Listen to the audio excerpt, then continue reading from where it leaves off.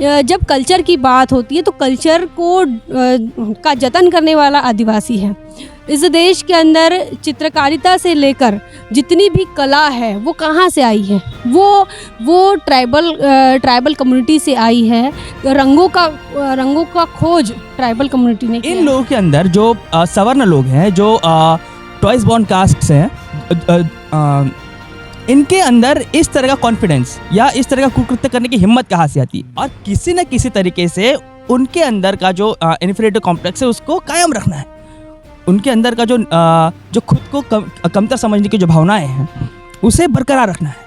तो वो जानबूझकर ये इस तरह का कृत्य करते हुए वे इसे अंजाम देते हैं ताकि जो सामाजिक व्यवस्था है वो बरकरार रहे। कि बहन जी का भी ट्वीट आया, कहा कि ये तो पछतावा तो बिल्कुल नहीं लग रहा है, क्योंकि जिस प्रकार से ऑन कैमरा है, 3 कैमरा जैसे सेट है, आप देखिए अलग अलग तस्वीरें जो सामने आई है, वीडियो जो सामने आया है, तो अलग अलग एंगल से जो फ़ोटो ले रहे हैं, तो फ़ोटो सेशन हो रहा था। और 600 किलोमीटर वो सीधी के रहने वाले, तो ऐसा नहीं हुआ कि मुख्यमंत्री जो है प्लेन से 600 किलोमीटर गए हो। 600 किलोमीटर उनको वो दशमत जी को लेकर आए।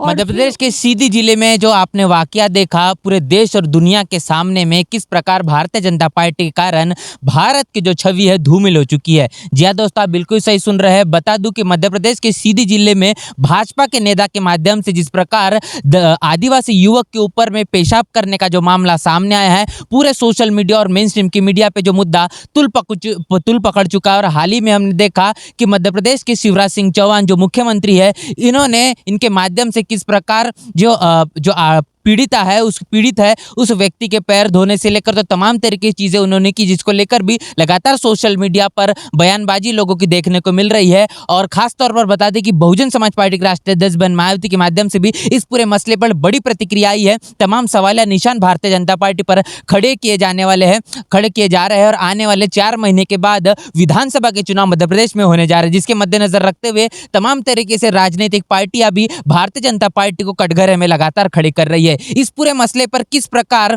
पूरे देश दुनिया की नजरें बनी हुई हैं और खास तौर पर क्या लोगों का मानना है, किस तरीके से सवाल पूरे देश और दुनिया के अंदर में इस मसले को लेकर चल रहे हैं। हमारे साथ में मौजूद है हमारे नेशनल चौपाल इस चैनल के एंकर, रिपोर्टर, को फाउंडर इंजीनियर स्नेहा, और साथ ही BBU जो सेंट्रल यूनिवर्सिटी है यहाँ के हमारे साथ में छात्र मौजूद है शुभम आके। तो ये तो हमारे दोनों साथियों से हम बातचीत करेंगे आज के इस तमाम गंभीर विषय को लेकर, जो पूरे भारत के अंदर में कहीं न कहीं एक बहुत ही बड़ा मसला बन चुका है, जो कि इस देश के अंदर में जो भारत की असली तस्वीर है उसको कहीं न कहीं उजागर करता हुआ नजर आ रहा है। सबसे पहला सवाल लेना चाहूँगा, क्या वो मंशा रही, क्या भारतीय जनता पार्टी के जो प्रवेश शुक्ला है इसके माध्यम से मन मस्तिष्क में किया होगा कि उनके माध्यम से, उसके माध्यम से जो पेशाब कांड हमको देखने को मिला उसका वीडियो जारी किया गया, क्या इसकी जरूरत पड़ गई और क्यों भारतीय जनता पार्टी के लोग इस प्रकार का कृत्य करते हैं?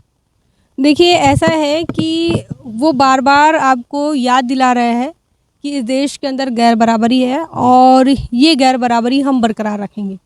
मतलब इंसान को इंसान नहीं मानना, ये जो मूल आधार है वो इस देश के ब्राह्मणी और हिंदू धर्म का ये मूल आधार है।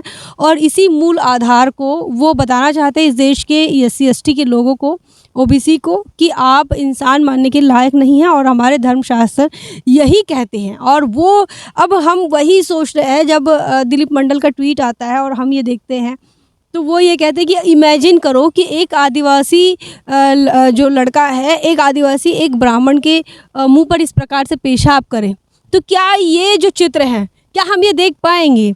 ये हम चित्र नहीं देख पाएंगे, क्योंकि जब कल्चर की बात होती है तो कल्चर को का जतन करने वाला आदिवासी है। इस देश के अंदर चित्रकारिता से लेकर जितनी भी कला है वो कहाँ से आई है, वो ट्राइबल कम्युनिटी से आई है। रंगों का खोज ट्राइबल कम्युनिटी ने किया है। तो मतलब सारा अच्छी जो बातें हैं, अच्छा कल्चर कहो या फिर सृजनशील जो बातें हैं, वो हमारे SC ST के अंदर कूट के भरी हुई हैं और वो अपने आप में एक संस्कारित समाज का वो उदाहरण पेश करते। भले ही वो दबे हुए हो, शोषित हो, लेकिन उनकी तरफ से ऐसा कुकृत्य कभी सामने नहीं आता। हमने देखा है कि जब भी ब्राह्मण समाज की अगर हम बात करें तो उसे हर चीज़ तहस नहस बर्बाद और इस प्रकार की अश्लील हरकतें इसमें कई बार ये देखा, क्योंकि जाति का जो घमंड है ना, उस जाति के घमंड से ये लोग बाहर नहीं निकल रहे और यही जाति का घमंड है जो हमको मध्य प्रदेश में देखने को मिला।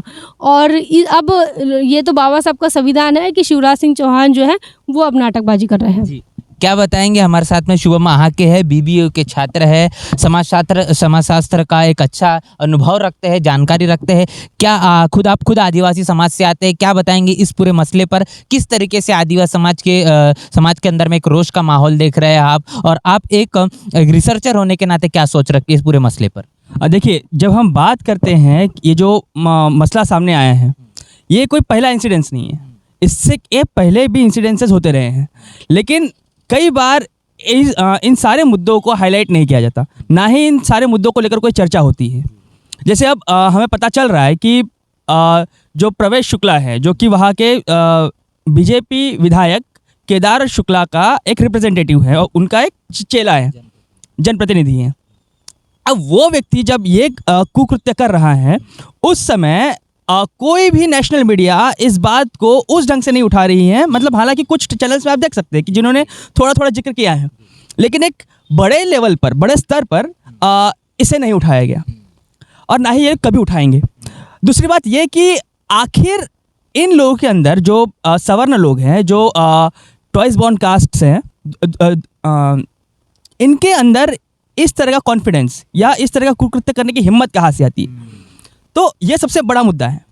तो जब हम इसे ट्रेस करते हैं कि आखिर इसके पीछे का कारण क्या है, तो जो सुपीरियरिटी कॉम्प्लेक्स उनके अंदर बना हुआ है कि हम सबसे श्रेष्ठ हैं, जो श्रेष्ठता का जो भाव है, वो हमारे देश की सामाजिक व्यवस्था की वजह से आया है। जो मनुवादी व्यवस्था, जो ब्राह्मणवादी व्यवस्था इस देश में लोगों के दिलो दिमाग में व्याप्त है, इन्हीं वजह से उन्हें लगता है कि हम सबसे श्रेष्ठ हैं। और मध्य प्रदेश, जहाँ पर आदिवासियों की संख्या पूरे भारत में सबसे अधिक है, और मध्य प्रदेश की राजनीति में वो एक मध्य प्रदेश की राजनीति को प्रभावित करने की क्षमता रखते हैं। तो जब उन्हें ये लगता है कि ये लोग राजनीति को प्रभावित कर सकते हैं, तो हम तो उनसे भी श्रेष्ठ हैं, और किसी न किसी तरीके से उनके अंदर का जो इन्फीरियरिटी कॉम्प्लेक्स है उसको कायम रखना है। उनके अंदर का जो खुद को कमतर समझने की जो भावनाएं हैं, उसे बरकरार रखना है। तो वो जानबूझकर इस तरह का कृत्य करते हुए वे इसे अंजाम देते हैं, ताकि जो सामाजिक व्यवस्था है वो बरकरार रहे। जी बिल्कुल, मैं यहाँ पर शुक्रिया अदा करना चाहूँगा बहुजन मीडिया का। इस देश के अंदर में जो सोशल मीडिया काम कर रहा है, सोशल मीडिया नहीं होता तो ये तमाम तरह के जो मसले हैं सामने नहीं निकल कर आ पाते। जिस प्रकार शुभम ने जो बात कही है, इनके माध्यम से समझ में आता है कि जो मेन स्ट्रीम का मीडिया खास तौर पर इस मुद्दे को लगातार दबाने की कोशिश कर रहा था, लेकिन सोशल मीडिया के माध्यम से ये जो मुद्दा है ये अब तुल पकड़ चुका है। क्या वो बड़ी वजह है क्यों मेन स्ट्रीम का मीडिया तमाम तरीके के मुद्दों को तवज्जो नहीं देना चाहता और उसको एक मसला नहीं बनाना चाहता? क्यों भारतीय जनता पार्टी की छवि को धूमिल होने से जो मेन स्ट्रीम का मीडिया है वो लगातार बचाव करता है? मैं हमेशा ये बात कहती हूँ कि बहुजन मीडिया और मनुवादी मेन स्ट्रीम का मीडिया जो है, मेन स्ट्रीम का मीडिया अपना काम करता है और उसने कभी भी तुम्हारे मुद्दे उठाने नहीं चाहिए। अगर मेन स्ट्रीम का मीडिया तुम्हारा मुद्दा उठाता है, इसका मतलब कुछ तो गड़बड़ है। ये पहली बात तो बहुजन समाज ने समझना होगा, और इसीलिए वो अपना मुद्दा नहीं उठाता क्योंकि वो अपने रास्ते से चल रहा है। उसके पता है ये हमारा रास्ता नहीं है, ये हमारे मुद्दे नहीं है, ये हमारा कंटेंट नहीं है, ये हमारा सब्जेक्ट नहीं है। क्योंकि ये आदिवासी, दलित आदिवासियों का मुद्दा है, ओबीसी का मुद्दा है, तो वो इस बात को नहीं उठाएंगे, बहुजन मीडिया उठाएगा। अब ये मीडिया की आपने बात कही, तो एक और चीज़ मुझे लगता है कि ये बात जाननी चाहिए। बुलडोज़र की राजनीति मध्य प्रदेश से शुरू हुई और शिवराज सिंह चौहान ने शुरू की। वही जो है बुलडोज़र मामा के नाम से पहले शिवराज फेमस होते हैं, फिर बुलडोज़र बाबा के नाम से योगी आदित्यनाथ होते हैं, फिर वही बुलडोज़र की जो राजनीति है दिल्ली जाती है, वही हरियाणा जाती है, और जहाँ जहाँ पर भी बीजेपी की सरकार है उन्होंने बुलडोज़र का इस्तेमाल किया, मतलब बुलडोज़र के भरोसे पे राजनीति की है। अब जब बुलडोज़र चला तो इसके पहले मुस्लिमों के घरों पर चला, ये बताया गया कि दंगाई करने वाले जो लोग हैं तो उनके कहने अनुसार कि जिन जिन लोग जो है वो इसमें पाए गए, दोषी पाए गए, उनके घरों पर बुलडोज़र चला। तो जब इनके घर पे घर बनाने के लिए महज़ सिर्फ ईंटा, रेती और सीमेंट नहीं लगता है, पूरी ज़िंदगी भर की कमाई लग जाती है। और उस घर को बनाने के बाद आप किसी के अपराध को डिसाइड करके कि ये दोषी है, इसके पास इसने ये अपराध किया है, उस हिसाब से आप उसके घर पे बुलडोज़र चला लेते हैं। तो जब घरों पर बुलडोज़र चलते हैं तो हर घर की महिलाएं, कल को मेरे घर पे बुलडोज़र चल जाए हम भी विलाप करेंगे। लेकिन मेन स्ट्रीम का मीडिया जो है ना, परवेश शुक्ला के माँ का विलाप बता रहा है। क्या इसके पहले किसी के घरों पे बुलडोज़र नहीं चला? क्या पहला बुलडोज़र चल रहा है? या फिर अगर ऐसा है तो मीडिया क्या अब तक ये नहीं देख रही थी कि दलितों के घर पर बुलडोज़र चले, आदिवासियों के घरों पर बुलडोज़र चले, मुस्लिमों के घर पर बुलडोज़र चले, ओबीसीज़ के घर पर बुलडोज़र चले? तो क्या उनके घर की महिलाएं, उनके घर के परिवार विलाप नहीं करता होगा? कई बार तो ऐसे भी मामले सामने आए कि बुलडोज़र चलाते हुए घर को खाली भी नहीं करने दिया गया। मतलब सारी जो घर के अंदर जो सामान पड़ा हुआ था उसके साथ घर के ऊपर बुलडोज़र चला है। इसका मतलब मीडिया जो है वो किस प्रकार से अपना ईमानदारी से काम कर रही है। वो बता रही है कि परवेश शुक्ला की माँ जो है वो रो रही है, वो विलाप कर रही है, परवेश शुक्ला के घर के लोग वो हाथ जोड़ रहे हैं, पैर जोड़ रहे हैं। अरे किसके घर पे बुलडोज़र नहीं चलेगा तो हाथ पैर नहीं जोड़ेगा। लेकिन बीजेपी की तरफ से और मीडिया की तरफ से सॉफ्ट कॉर्नर क्रिएट किसके लिए हो रहा है? जो पेशाब कर रहा है उसके परिवार के लिए। तो ये आज सवाल ये होना चाहिए था, मीडिया का ये कहना चाहिए था कि कैसी औलादें पैदा हुई है, हमारे घरों में कैसी औलादें पैदा हुई है कि ये इस प्रकार का कुकृत्य करती है, इस प्रकार का असभ्य और असामाजिक व्यवहार करती है। इस बात पर मीडिया बात नहीं कर रहा। इस बात पर चर्चा होनी चाहिए थी, इस बात पर विमर्श होना चाहिए था। लेकिन मीडिया बता रहा है कि कैसे विलाप कर रहे हैं। तो ये जो मेन स्ट्रीम का मीडिया है वो कभी तुम्हारा काम नहीं करेगा, हम उम्मीद भी नहीं करते। लेकिन मीडिया का जो काम होता है लोकतंत्र को बचाने का, उसमें 1% भी कहीं पर भी मीडिया अपनी भूमिका में नज़र नहीं आ रही है। ये बहुत बड़ी दुख की बात है। भाजपा लगातार ये बात कहती है कि इस देश के अंदर में उनको हिंदू राष्ट्र निर्माण करना, हिंदू राष्ट्र लाना है। क्या लगता है कि ये हिंदू राष्ट्र की वो पहली पहल है? क्या इसी तरीके का हिंदू राष्ट्र होगा जहां पर तमाम भारतीय जनता पार्टी के लोग, आदिवासी समाज हो, दलित हो, इनके ऊपर में पेशाब करेंगे? क्या लगता है ये हिंदू राष्ट्र की एक सही परिभाषा है? जी हाँ, बिल्कुल। क्योंकि हिंदू राष्ट्र, अगर हम मनु के सिद्धांतों की ओर जाए तो वहाँ पर भी उन्होंने जिस तरह से जो सजाए या जो पनिशमेंट्स के तौर पर शूद्रों और अतिशूद्रों के लिए जो उन्होंने कमेंट्स किए हुए हैं, उन्हीं कमेंट्स के आधार पर ये एक तरह की पनिशमेंट थी। अब समस्या ये आती है कि जब आज जो सॉफ्ट कॉर्नर दोषियों के प्रति मीडिया जगा रही है या समाज में भी उनके प्रति एक सॉफ्ट कॉर्नर नज़र आ रहा है, ठीक है, एक सिंपैथी नज़र आ रही है। इसका मेन कारण क्या है? इसे इटली के एक समाजशास्त्री एंटोनियो ग्राम्सी ने काफ़ी अच्छे से फासीवाद के परिप्रेक्ष्य में कल्चरल हेजेमनी के नाम पे रेखांकित किया है। वे कहते हैं कि फासीवाद के दौर में, जो आज का जो दौर चल रहा है हमारे भारत के परिप्रेक्ष्य में, हम कहें तो हम इसे ब्राह्मणवादी हिंदुत्व फासीवाद के तौर पर आइडेंटिफाई कर सकते हैं।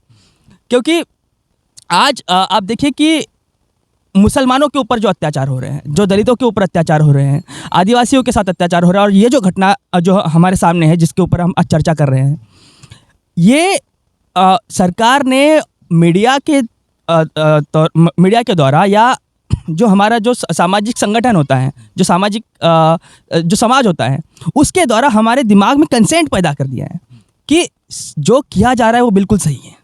दलितों के ऊपर अत्याचार हो रहे हैं वो बिल्कुल सही है, कोई मुसलमान मारा जा रहा है वो बिल्कुल सही है, दलितों की बस्तियां जलाई जा रही है वो बिल्कुल सही है, आदिवासियों का जंगल उजाड़े जा रहे हैं वो बिल्कुल सही है। वो राष्ट्रहित के लिए राष्ट्रहित के लिए वो सबसे ज़रूरी चीज़ है। ये कंसेंट उन्होंने हमारे दिमाग में पैदा कर दिया है। हाँ, अब सोचिए, लोग की फांसीवाद के समय में केवल प्रचार नहीं होता, वो आपके दिलों और दिमाग को भी कंट्रोल करना शुरू कर देती हैं। और आज का समय वही है। आज लोगों के अंदर हिंदू राष्ट्र के प्रति भी सहानुभूति निर्माण हो रही है। जो ओबीसी समाज के लोग हैं वो भी इसे काफ़ी बढ़ चढ़ कर इसमें अपना समर्थन दे रहे हैं कि हिंदू राष्ट्र के निर्माण से सारी समस्याएं ख़त्म हो जाएगी। जबकि ये केवल कंसेंट निर्माण किया जाए और ये अगर हिंदू राष्ट्र हकीकत बनती भी हैं तो मान के चलिए कि ये केवल एक ब्राह्मण राष्ट्र के तौर पर ही जाना जाएगा।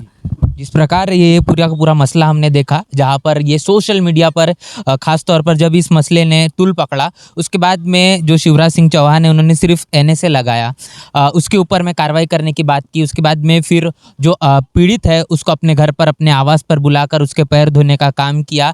पूरे तमाम मीडियाओं के सामने गरीबी ये भगवान का एक रूप होता है, ये तमाम तरह की बयानबाजी हुई। क्या लगता है क्यों इस प्रकार की चीज़ें शिवराज सिंह चौहान के माध्यम से की गई है? हाँ, उन्हें शिवराज सिंह चौहान सुदामा कहते हैं, है ना। दशमत जी को जो मामला हुआ उसके बाद सुदामा कहते हैं, और सुदामा एक ब्राह्मण था। लेकिन वही दूसरी बात, ये तो इमोशनल टच है, देने की कोशिश करते हैं। विज्ञापन वाली सरकार है, मैं इस सरकार को विज्ञापन वाली सरकार कहती हूँ। वो कुछ भी करेंगे तो कैमरे जो है वो लगे हुए होते हैं। आने वाले कुछ महीनों में, आने वाले अक्टूबर नवंबर तक 4 महीनों में यहाँ पर चुनाव होने वाले हैं मध्य प्रदेश के अंदर, और शिवराज सिंह चौहान जो है वो फिर से बीजेपी की तरफ से फिर से मुख्यमंत्री बनना चाहते हैं। एक तरफ ये जो है ये लोग पेशाब कर रहे हैं बहुजन समाज पर, और जैसे कि शुभम ने कहा कि आदिवासी जो वोटर्स है मध्य प्रदेश के अंदर, खासकर मध्य प्रदेश का ऐसा एरिया है जो आदिवासी बाहुल क्षेत्र है। उस आदिवासी बाहुल क्षेत्र में आदिवासी जो है वो बैलेंसिंग पावर में होते हैं। वो जो वोट है वो जहाँ जाएगा वहाँ उनका जो है वो सरकार बनाने या फिर वो अपने कैंडिडेट चुनने में काफ़ी ताकत रखते हैं। तो ये एक पॉलिटिकल स्टंट है, और जैसे कि बहन जी का भी ट्वीट आया, कहा कि ये तो पछतावा तो बिल्कुल नहीं लग रहा है, क्योंकि जिस प्रकार से ऑन कैमरा है, 3 कैमरा जैसे सेट है। आप देखिए अलग अलग तस्वीरें जो सामने आई हैं, वीडियो जो सामने आया है, तो अलग अलग एंगल से जो फ़ोटो ले रहे हैं, तो फ़ोटो सेशन हो रहा था। और 600 किलोमीटर वो सीधी के रहने वाले, तो ऐसा नहीं हुआ कि मुख्यमंत्री जो है प्लेन से 600 किलोमीटर गए हो। 600 किलोमीटर उनको वो दशमत जी को लेकर आए और फिर उनको अपने घर में बिठाला और शाल वाल पहना है। तो ये जो चीज़ है ये विज्ञापन है, और वो माफ़ी मांगने की बात कर रहे हैं।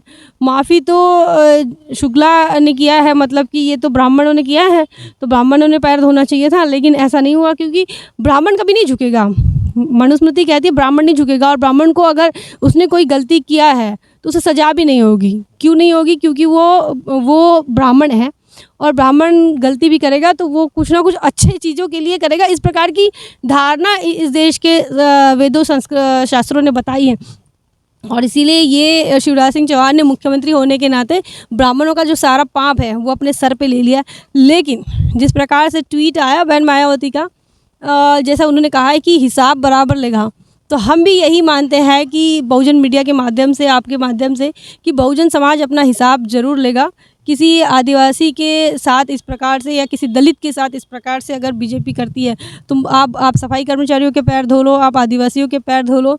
ओबीसी का रिजर्वेशन ख़त्म कर दोगे, आदिवासियों का सेग्रीगेशन ख़त्म नहीं होगा, आदिवासी की लगातार सेग्रीगेशन होते रहेगा, उनकी बस्तियाँ उजड़ते रहेगी, दलितों की पिटाई होते रहेगी, उत्पीड़न होते रहेगा, और फिर भी आप चाहेंगे कि उनके पैर धोए।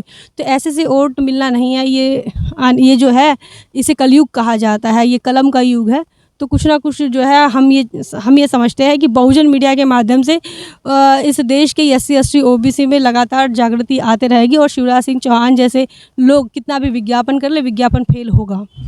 इस प्रकार ये पूरा का पूरा मुद्दे पर हमने जो चर्चा की है, आने वाले 4 महीने के बाद मध्य प्रदेश में विधानसभा के चुनाव होने जा रहे हैं। तमाम तरह की जिस प्रकार पूरे मध्य प्रदेश और पूरे भारत के अंदर में खासतौर पर जहाँ पर भी भाजपा की सरकार है, उन तमाम जगहों पर इस प्रकार के जो मसले हैं, जातिवादी मसले, आदिवासी और दलित और साथ ही साथ तमाम मुस्लिम समाज पर होने वाले जो अन्य अत्याचार है, इसके ऊपर में किसी भी तरीके की लगाम लगते हुए नजर नहीं आ रही। क्या मध्य प्रदेश की जनता आने वाले चुनाव के अंदर में तमाम तरीके से होने वाली इन अत्याचारों का बदला लेगी, या फिर इसी तरीके से फिर एक बार भारतीय जनता पार्टी को अपने मन मस्तिष्क में बैठा देगी, अपने सर पर बिठाकर फिर एक बार सत्ता भारतीय जनता पार्टी की मध्य प्रदेश के अंदर में होगी? पूरे मसले को लेकर क्या आपकी राय प्रतिक्रिया कमेंट बॉक्स में लिखकर जरूर बताएं, और खासतौर पर इस पूरी चर्चा को लेकर आप क्या सोचते हैं उसे भी हमें लिखकर जरूर बताएं। बने रहे नेशनल चौपाल के साथ, मिलते हैं नए वीडियो में, तब तक के लिए जय भीम, जय भारत। बहुजन विचारधारा को घर घर तक पहुंचाने के लिए हमारे YouTube चैनल को सब्सक्राइब करें, लाइक करें, कमेंट करें, शेयर करें और बेल आइकन की घंटी दबाना ना भूलें।